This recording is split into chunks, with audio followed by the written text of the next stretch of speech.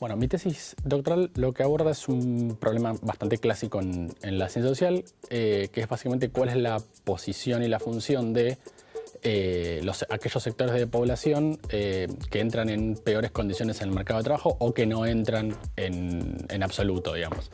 Este punto es importante porque la teoría clásica le asignaba a estos sectores de población básicamente dos funciones.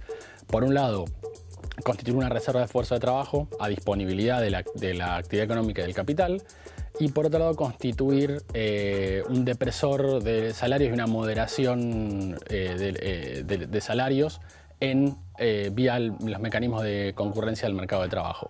Dicho de manera fácil, cuando hay alta desocupación, los salarios bajan. El problema es que esta hipótesis empezó a ser cuestionada, digamos, sobre todo hacia mediados de los años 60, a partir de la noción de segmentación del mercado de trabajo. ¿Cuál era en el fondo el planteo de estas hipótesis? Que por un lado esas dos funciones se dejaban de cumplir porque los trabajadores no competían en un solo mercado de trabajo, sino que se segmentaban los mercados laborales y cada segmento, los trabajadores de cada segmento competían al interior de cada segmento.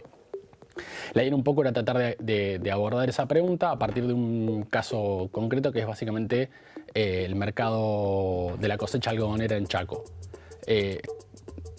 Este mercado tenía algunas particularidades que lo hacían interesante.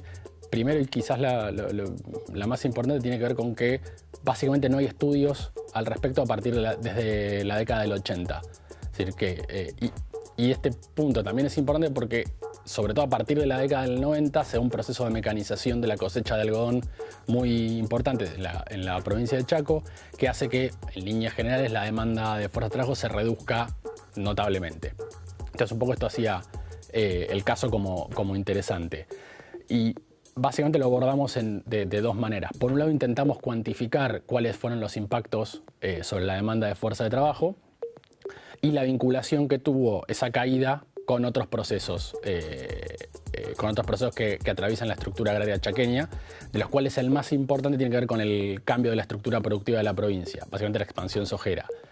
No solo se mecaniza la cosecha de algodón, sino que además se achica la superficie algodonera producto de la expansión sojera. Y de hecho este parecía ser el factor que más influía sobre la demanda, sobre la caída de la demanda de fuerza de trabajo. Y la segunda estrategia metodológica que usamos tuvo que ver con hacer básicamente entrevistas en profundidad e historias de vida, historias laborales de trabajadores algodoneros, tanto manuales, es decir, que recogían algodón a mano, como los operarios de maquinaria. En líneas generales, los resultados de esas entrevistas lo que plantean es que entre ambas actividades son sumamente parecidas, es decir, hay formas de remuneración similares. En las dos actividades lo que predomina es la forma de remuneración a destajo. Por un lado, lo que uno ve, si uno mira las trayectorias laborales, son pasajes de uno a otro, es decir, hay trabajadores manuales que pasan a ser mecánicos y viceversa. Y en tercer lugar, el último punto tiene que ver con que si uno analiza el proceso de trabajo manual y el proceso de trabajo con máquina, si bien obviamente manejar una máquina es cualitativamente distinto de recoger algodón a mano, las tareas requeridas y los niveles de calificación para uno y otro no son tan diferentes uno del otro.